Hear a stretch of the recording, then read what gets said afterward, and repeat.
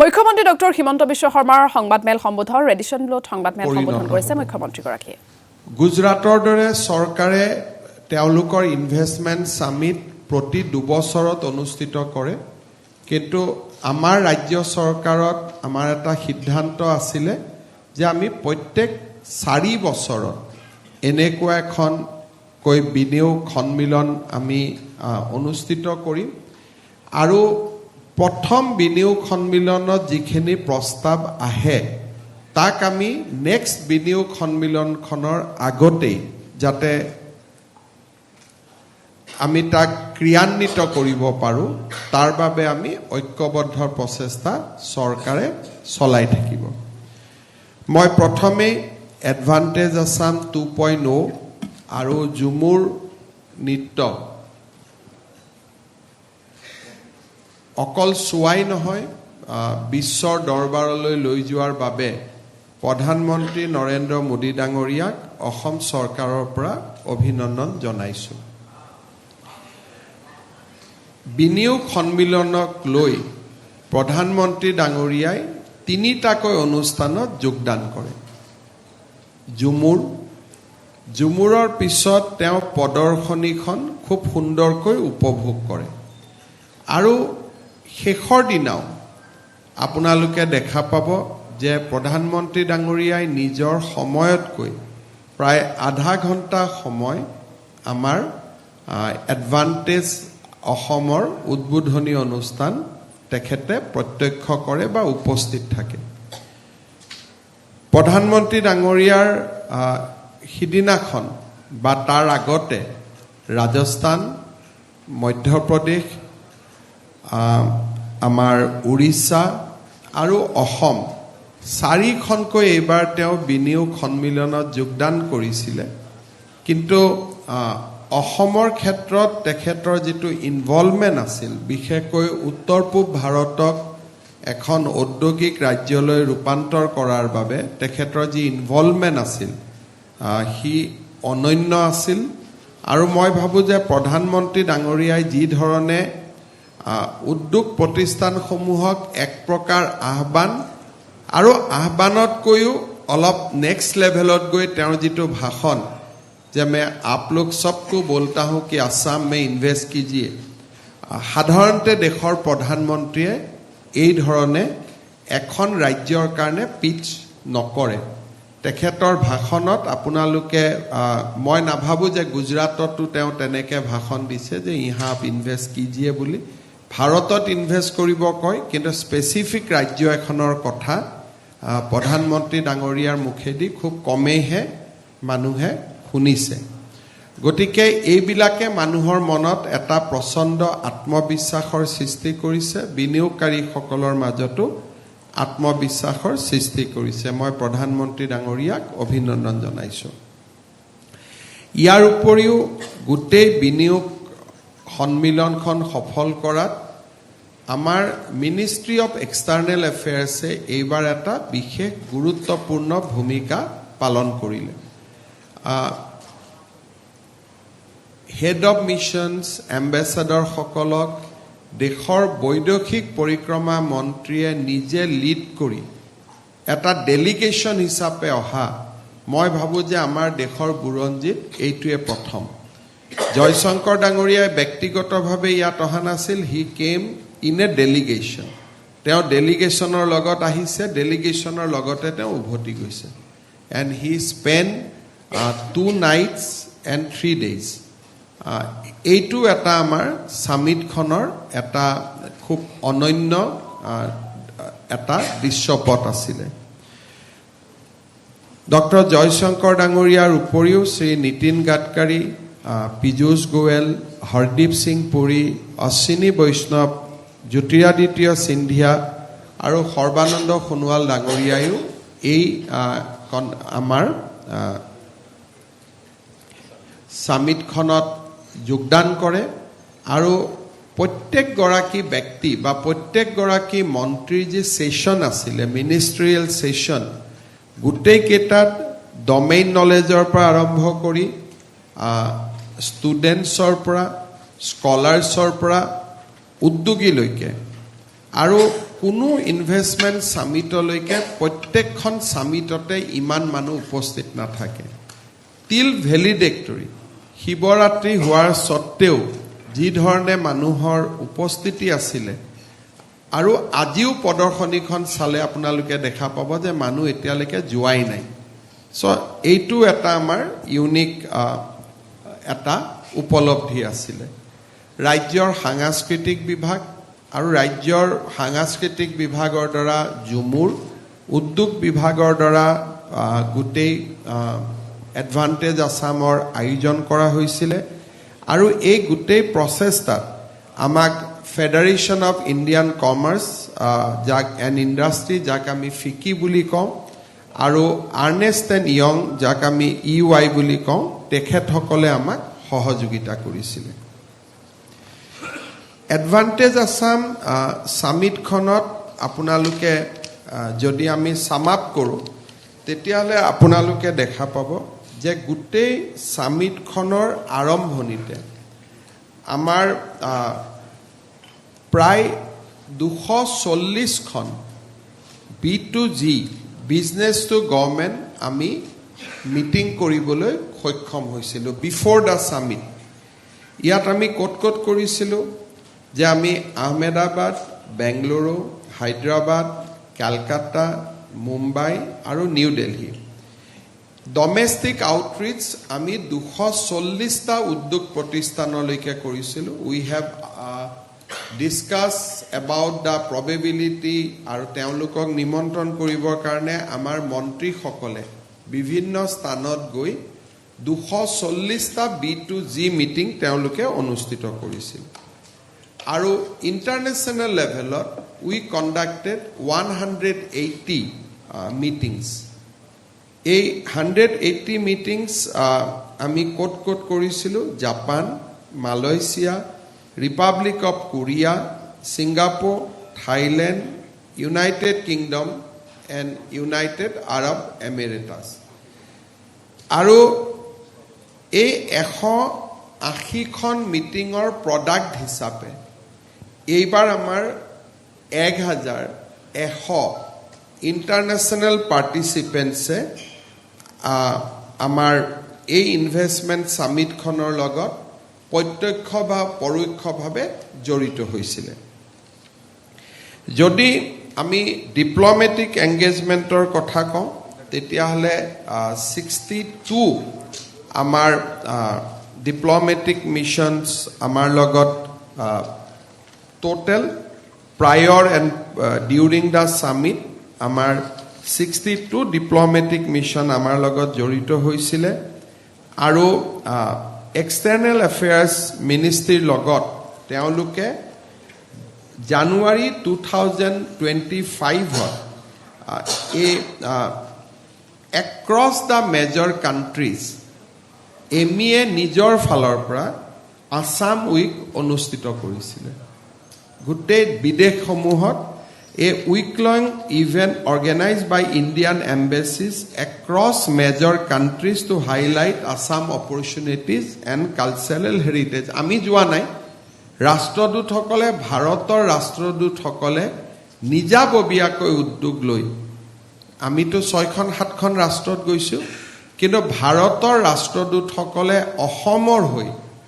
নিজে নিজে এম্বেচিসমূহত Assam week organise কৰিছিলে চেণ্ট্ৰেল গভৰ্ণমেণ্টৰ পৰা ইমান ডাঙৰ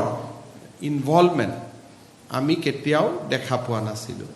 পীযুষ গোৱেল ডাঙৰীয়াই আমাৰ হৈ ৰোড শ্ব'টো অংশগ্ৰহণ কৰিছিলে এই গোটেইবিলাকৰ ৰিজাল্টটো আছিলে যে this was a massive participation 8,000 entrepreneurs across the country তেওঁলোকে আমাক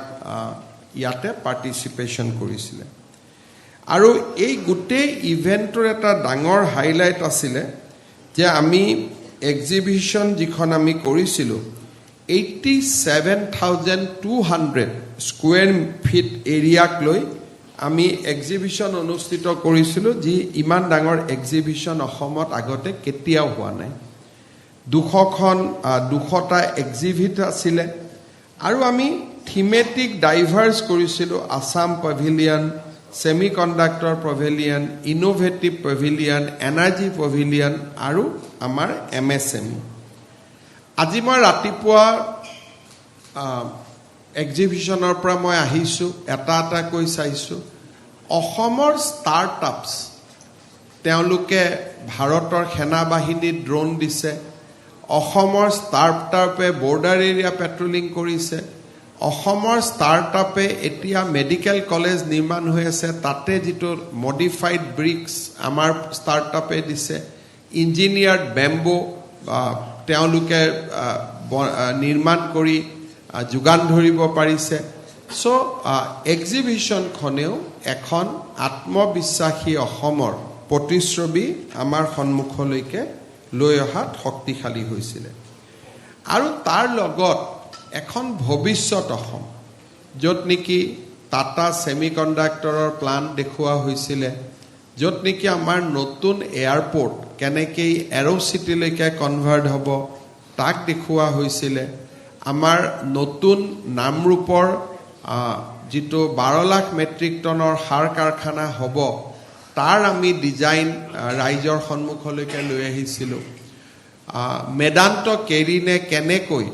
নতুনকৈ গোটেই যিবিলাক খাদ তেল নাপাব বুলি এৰি দিয়া হৈছিল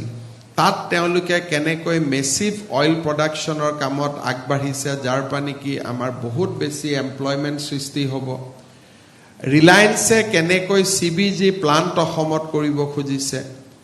আৰু ইয়াৰ লগতে আমাৰ কেইটামান অতি উৎকৃষ্টতম ষ্টাৰ্টআপ অসমৰ ডুমডুমাৰ হিন্দুস্তান লিভাৰৰ ফেক্টৰীয়ে ডেভোছৰ ইকনমিক ফৰামত 6th টপ ডিজিটেলাইজ ফেক্টৰী যিটো সন্মান পাইছে তাৰ বিষয়েও আমি ষ্টাৰ্টআপত কৈছিলোঁ। আৰু অসমত হৈ থকা বহুতবোৰ ডেভেলপমেণ্ট আমি ৰাইজৰ সন্মুখলৈকে লৈ আহিছিলোঁ। আমাৰ আপোনালোক সকলোৱে জানে যে এইবাৰ এটা ইম্পৰ্টেণ্ট দিশ হৈছিলে যে এডভান্টেজ আছাম 2ত আমাৰ 9খন কাণ্ট্ৰিয়ে পাৰ্টিচিপেট কৰিছিলে যে partner country. Australia, they have shown a huge goodwill by withdrawing travel restriction prior to the summit. Australia আমাৰ পাৰ্টনাৰ কাণ্ট্ৰি আছিলে, ভূটান আমাৰ পাৰ্টনাৰ কাণ্ট্ৰি আছিলে, জাৰ্মানী আমাৰ পাৰ্টনাৰ কাণ্ট্ৰি আছিলে, ইণ্ডোনেছিয়া আমাৰ পাৰ্টনাৰ কাণ্ট্ৰি আছিলে, জাপান আমাৰ পাৰ্টনাৰ কাণ্ট্ৰি আছিলে, মালয়েছিয়া আমাৰ পাৰ্টনাৰ কাণ্ট্ৰি আছিলে, ছিংগাপুৰ পাৰ্টনাৰ কাণ্ট্ৰি আছিলে, থাইলেণ্ড পাৰ্টনাৰ কাণ্ট্ৰি আছিলে, আৰু ইউনাইটেড কিংডম আমাৰ পাৰ্টনাৰ কাণ্ট্ৰি আছিলে। Apart from this, European Union has also shown keen interest আমাৰ সেলফ হেল্প গ্ৰুপসকলৰ লগত তেওঁলোকে একেলগে সাষ্টেইনেবল প্ৰডাক্টছ নিৰ্মাণৰ ক্ষেত্ৰত European Union has also shown keen interest. ইয়াত আমাৰ কেইবাটাও bilateral agencies,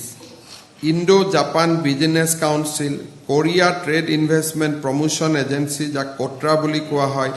Japan external trade organisation যাক জেট্ৰো বুলি কোৱা হয়, European Union, US India Business Council, US India Strategic Partnership, Taipei Economic and Cultural Center, India UAE Development Forum, India New Zealand Business Council আৰু Indo Korea Business Center and Korea International Cooperation Agency তেওঁলোকে আমাক ইয়াতে অংশগ্ৰহণ কৰিছিল। আমাৰ international ডেলিগেটছত খুব এটা উৎসাহ দেখা গৈছিল যে এইবাৰ ইউৰোপৰ পৰা 33 গৰাকী ডেলিগেশ্যন আহিছিলে, এছিয়াৰ পৰা 128 ডেলিগেটছ আহিছিলে, আফ্ৰিকাৰ পৰা 22 গৰাকী ডেলিগেটছ আহিছিলে, আৰু নৰ্থ আমেৰিকাৰ পৰা 8, সাউথ আমেৰিকাৰ পৰা 6 গৰাকী। আমি ঠিক যেতিয়া আমি আৰম্ভ কৰিছিলোঁ সেই সময়ত আমাৰ এটা অসুবিধা আছিল যে আমেৰিকাত সেই সময়ত ট্ৰেনজিশ্যন আছিলে ফ্ৰম বাইডেন টু ট্ৰাম্প। চ' আমি আমেৰিকাৰ যিটো পটেঞ্চিয়েল তাক আমি তেতিয়া হাৰ্নেছ কৰিব পৰা নাছিলোঁ, কাৰণ ইণ্ডিয়ান এম্বেচিও কৈছিলে যে এতিয়ালৈকে আমাৰ আমেৰিকা ট্ৰেনজিশ্যন হৈ আছে গতিকে সব মানুহ টেন্টেটিভ হৈ আছে মই ভাবো যে ইণ্ডো আমেৰিকা ট্ৰেড ডিল হৈ যোৱাৰ পিছত অসমে যিবিলাক আমেৰিকাৰ বাইলেটাৰেল এজেন্সি আছিলে তেওঁলোকে অসমৰ পটেনশিয়ালটো দেখি আমাক আমন্ত্ৰণ কৰি গৈছে যে আপোনালোকে আমেৰিকাত ৰোড শ্ব' কৰক আৰু আমেৰিকাৰ পৰা আপোনালোকে যথেষ্ট ৰেছপন্স পাব আমেৰিকাত এটা মেছিভ ৰোড শ্ব' কৰাৰ কাৰণে আমি চেষ্টা কৰিম subject to the permission of government of India in 2027 এতিয়া মই আপোনালোকে আমাৰ যিবিলাক থেমেটিক সেশন ফোকাস সেশন এইখিনি অনুষ্ঠিত হৈছিল আপোনালোকে সকলোৱে গম পায় আৰু এই গোটেইখিনি এতিয়া যদি মই আপোনালোকক ইনভেষ্টমেন্ট বা এসুৰেন্স আমি কিমান পালো এইখিনিক যদি মই আপোনালোকক অকনমান আপডেট কৰিব পাৰো খুজো তেতিয়াহলে আপোনালোকক মই কেইটামান key announcement মই আপোনালোকক ক'ব খুজিছো যিখিনি which are very important one of the key announcement was by Prime Minister himself about the 12,000 crores Namrup BVCL projects that is a huge one and Pradhan Mantri he suje je public amar conclave khonor khujug loi he announced that amar Guwahati jitu railway station হেতু world class railway স্টেশনলৈকে convert কৰি তাত এখন massive IT park বনোৱাৰ কাৰণে Indian railway ঘোষণা কৰে তাত 300 কোটি টকা ইন্ডিয়ান ৰেলৱে ব্যয় কৰিব তাৰ পিছত তেওঁলোকে কোকৰাঝাৰত এটা মেগা ওয়াগন ওয়াৰ্কশপ নিৰ্মাণ কৰিব বাসবাৰীত আৰু মিড লাইফ লোকোমেটিক ৰিহেবিলিটেশন ফেসিলিটি তাৰ মানে যিসমূহ ৰেল ইঞ্জিন 10 বছৰ বা 15 বছৰ পুৰণা হয় তাক কমপ্লিট ওভাৰহল কৰি নতুনৰ পৰ্যায়লৈকে আনিবৰ কাৰণে যেটো ইঞ্জিন বিলাকত কাম কৰিব লাগে তেনেকুৱা এটা ফ্যাক্টৰী তেওঁলোকে লামডিঙত কৰাৰ কথা ঘোষণা কৰে আৰু ভুটান কোকৰাঝাৰৰ মাজত Gelephu train line with an investment of 3,500 crores Ashwini Vaishnav Dangore announced kore with Gelefu Kokrajhar railway line the entire landscape of BTAD will change BTAD will connect it to the most important developed cities of our recent times jeto Gelefu hobo goi ase aru moi bhabu these will completely transform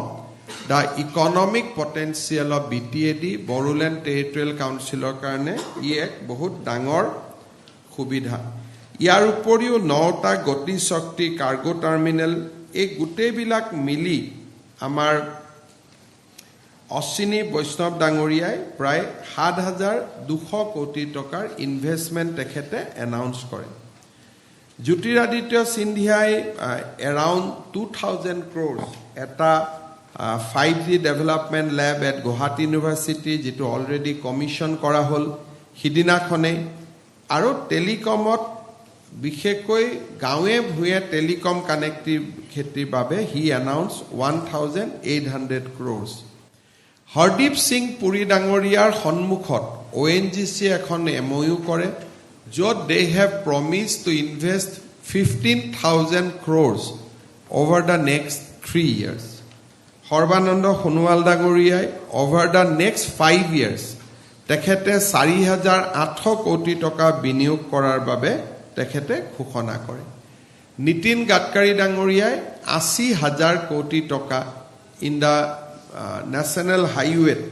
ব্যয় কৰাৰ বাবে তেখেতে ঘোষণা কৰে মুকেশ আম্বানী ডাঙৰীয়াই 50,000 কোটি টকা ব্যয় কৰাৰ কথা ঘোষণা কৰে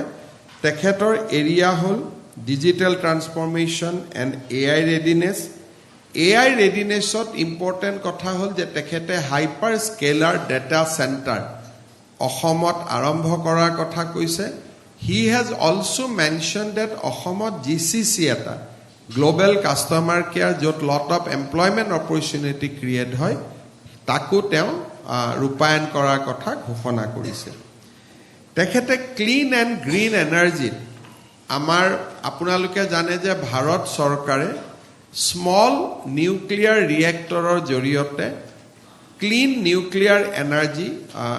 উৎপাদন কৰাৰ বাবে এইবাৰ সমগ্ৰ দেশতে প্ৰচেষ্টা চলাব মুকেশ আম্বানী ডাঙৰীয়াই অসমত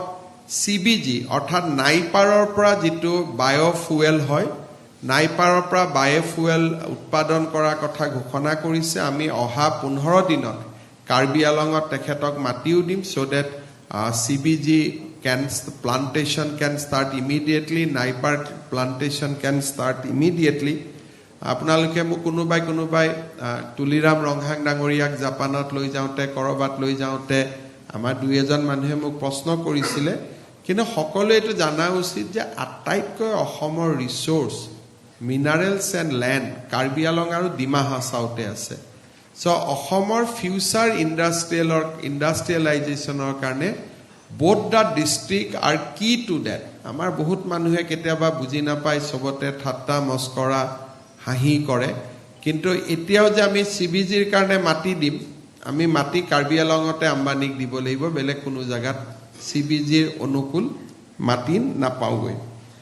তাৰ পিছত food and consumer market he shown a very keen interest to establish a food park in Assam কেম্পাকোলা তেওঁলোকে বনাই নাও তেওঁলোকে FNGG মাৰ্কেটত আহিছে তেওঁলোকে আজিকালি সকলো ফুড কৰে অসমৰ পাইনাপল অসমৰ জিঞ্জাৰ অসমৰ গুটেই প্ৰডাক্ট বিলাকক লৈ Reliance has shown a very keen interest to invest in a food park secondly তেখেতে আমাৰ গুৱাহাটীত এখন 7-star অবেৰয় হোটেলো নিৰ্মাণ কৰাৰ কথা ঘোষণা কৰিছে philanthropic initiation হিচাপে তেখেতে শুৱালকুছিৰ সিল্ক আমাৰ যেটো আসাম সিল্ক শুৱালকুছিত নিৰ্মাণ হয় ৰিলায়েন্স ফাউণ্ডেশ্যনে শুৱালকুছিৰ সুতা বা শুৱালকুছিৰ প্ৰডাক্টক বিশ্বৰ দৰবাৰত লৈ যোৱাৰ কাৰণে এটা it is not a investment তেওঁলোকে তাত কোনো ব্যৱসায়িক বিনিয়োগ নকৰে সামাজিক সেৱা হিচাপে বিভিন্ন জায়গাত এক্সিবিশন বিভিন্ন জায়গাত ৰিটেল ষ্টপ আদি লগোৱা ইয়াত there is no business in that as a philanthropic contribution হিচাপে তেখেতসকলে শুৱালকুছিত কাম কৰিব খুজিছে আৰু অসমৰ বেম্বুৰ ওপৰত নতুন নতুন ৰিসাৰ্চ এণ্ড R&D ৰিলায়েন্স গ্ৰুপে কৰিব খুজিছে Tata has come up with a huge announcement আপোনালোকে probably follow কৰিব পাৰিছে যে জাগিৰোডৰ সেমিকন্ডাক্টৰ ফেসিলিটিটোৰ ইকুইভ্যালেন্ট যেতিয়া কৰিব মেবি দিস উইল বি মোৰ ইনভেষ্টমেন্ট হ'ব তেওঁ এটা ইলেক্ট্ৰনিক ম্যানুফ্যাকচাৰিংৰ কাম কৰিব খুজিছে মিন্স মোবাইল ম্যানুফ্যাকচাৰিং ইলেক্ট্ৰনিক হলে তাত semiconductor is one vertical other vertical is electronics electronic manufacturing বুলি কলে পোনপটিয়াকৈ দেখত মোবাইল ম্যানুফ্যাকচাৰিংৰ কথা মনলৈ আহে Samsung Apple এইবিলাক যি mobile ম্যানুফ্যাকচাৰিং so Tata has promised another electronic factory in Assam with similar investment 30,000 crores ইয়াৰ উপৰিও Tata Power Indian Hotel another 30,000 crores তেওঁলোকে আমাৰ লগত MOU কৰে ইয়াত solar productionৰ পৰা nuclear power plantৰ পৰা solar power plantৰ পৰা solar equipment installationৰ পৰা house roof solar লৈকে they have a basket of 30,000 crores তেওঁলোকে announce কৰে আৰু additionally Tata Hotel তেওঁলোকে গুৱাহাটীৰ এতিয়া আমাৰ আপোনালোকে খালি দুটা অকনমান যেটো পৰিৱৰ্তন হৈছে অসমত আপোনালোকে অনুমান কৰিব পাৰিব ৰেডিসন হোটেলত 196 টা ৰুম আছে যেতিয়া এডভান্টেজ অসমৰ বুবু বাবা উলালে এতিয়া তেওঁলোকে নতুনকৈ আৰু 100 টা ৰুম বনোৱাৰ কাম আৰম্ভ কৰিছে আৰু যদি অলপ আগুৱাই যায় Radisson has set up a state of art convention center যেটো 1500 মানুহৰ কনভেনশন হ'ব all these advantage অসম হোৱাৰ লগে লগে everybody sense that this is We are in the next leg. So এতিয়া টাটাই আমাৰ লগত MOU কৰিছে তাজ বিমানটাৰ পৰা they want to make the Guwahati Taj a proper Taj hotel. Not Bibanta, not Ginger, a proper Taj hotel বুলি ক'লে যিটো আমি বুজি পাওঁ. So that is one. জাগিৰোডত এখন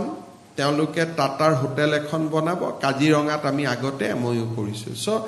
Tata has, apart from a big semiconductor electronics industry, in addition to what they have done, they have signed MOU on power, hospitality, and few other sectors also they have signed MOU. Sajjan Jindal has promised that তেওঁলোকে অসমত thermal power station এটা কৰিব য'ত নেকি they will start with production of 600 megawatts, but that can go up to 1200 megawatts. So নতুন thermal power plant eta, renewable power plant eta, and they want to start a cement factory also. I think Sajjan Jindal is looking for a big investment in Assam, but this is what the present announcement.